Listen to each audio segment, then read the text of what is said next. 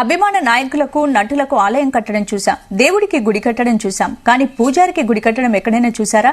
జనగామ జిల్లా తాటికొండ గ్రామంలో ప్రజలంతా అభిమానంతో ఓ అర్చకుడికి గుడి కట్టి ఆలయాన్ని నిర్మిస్తున్నారు.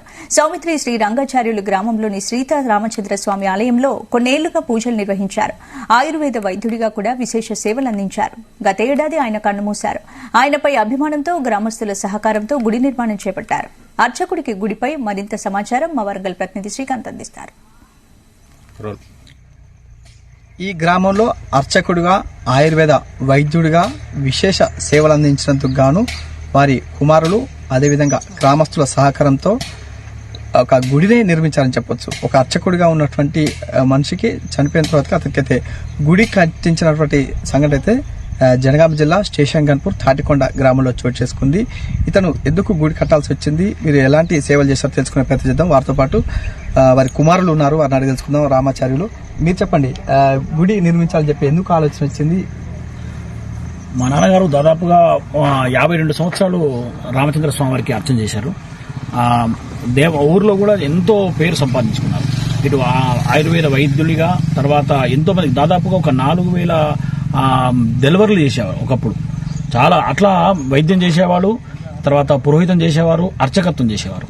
చేస్తూ అందరి నోట్లో నాలుకలాగా, అంటే ప్రతి ఇంటికి సంబంధమే, చిన్న పూజ అయినా మా నాన్నగారు చేసేవారు.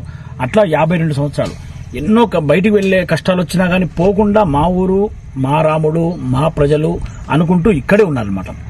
అయితే దానికి ఎన్నో బయటికి వెళ్లే కార్యక్రమాలు, అంటే ఇక్కడి నుంచి వెళ్ళిపోయి హైదరాబాద్ లో సెటిల్ అవుదామనే స్థితిలో వచ్చినా గానీ వెళ్లకుండా ఎంతో మంది వెళ్లిపోయారు.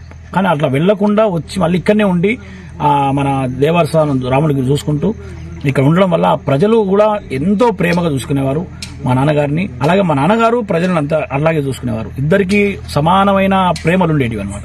కాబట్టి ఇది సాధ్యమవుతుంది.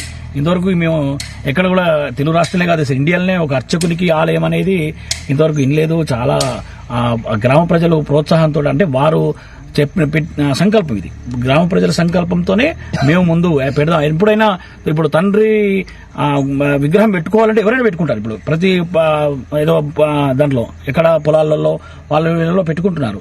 కానీ ఇది దేవస్థాన భూమిలో వారు ఇచ్చిన ప్రజలంతా కూడా కలిసి ఆ స్థలంలో ఇచ్చారు కాబట్టి ఆ ప్లేసులనే అర్చకునికి ఆలయం కట్టారన్నమాట. ఎందుకంటే అర్చకునికి ఆలయం అంటే అర్చకో హరిసాక్షాత్ అని వేదం కూడా చెప్పింది. అంటే అర్చకుడు హరితో సమానం అని కూడా చెప్పింది శాస్త్రం. మేము ఇప్పటికీ చాలా చాలా బాధలో ఉన్నాం. అలాంటిది ఇట్లా ఆ బాధలో నుంచి ఇప్పుడు మాకు ఈ విగ్రహం అనేసరికి ఇంకా అసలు మా నాన్నగారు ఇక్కడే ఉన్నారు, ఇంకెక్కడ వెళ్ళలేదు అని మాకు చాలా ఆనందం అవుతుంది.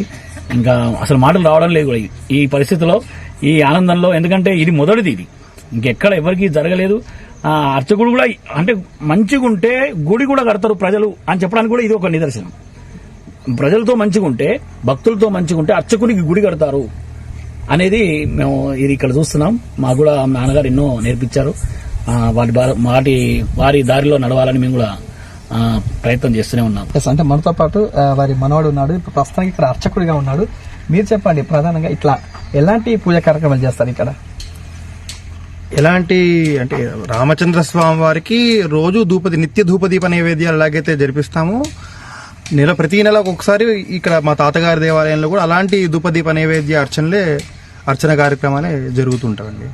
అంటే రేపు విగ్రహ ప్రతిష్టాపన ఉంది, ఎలాంటి కార్యక్రమాలు చేయబోతుంది? రేపు ఉదయం మనకి విశ్వక్సేన పూజ, పుణ్యావచనం, వాస్తు హవనం. అలాగే మా తాతగారు ఎలాగైతే 3 బేరం అని చెప్పి అంటారు, 3 విగ్రహాలు కలిసి ఉన్నదాన్ని బేరం అంటారు.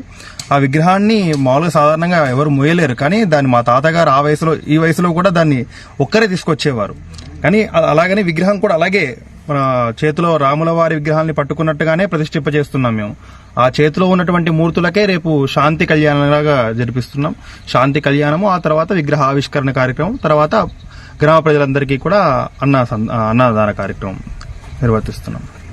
ఎస్, అంటే మనం చూసుకోవచ్చు ఇక్కడ తాటికొండ గ్రామంలో కూడా విశేష పూజా కార్యక్రమాలు చేయడం, ఒక అర్చకుడిగా ఉండటం, అదేవిధంగా ఇక్కడ ఆయుర్వేదంలో కూడా ప్రముఖులుగా ఉండటం, ఇక్కడ గ్రామస్తులకు వివిధ రూపాల్లో కూడా అనేక సేవా కార్యక్రమాలు చేయడం వల్ల అతన్ని స్మరించుకునేందుకు, గుర్తుంచుకునేందుకు వారి యొక్క కుమారులు, మనవళ్ళు గ్రామస్తులతో కలిసి గుడిని అయితే నిర్మించాలని చెప్పొచ్చు. రేపు ఈ గుడిని అయితే ప్రతిష్టాపన జరుగుతుంది.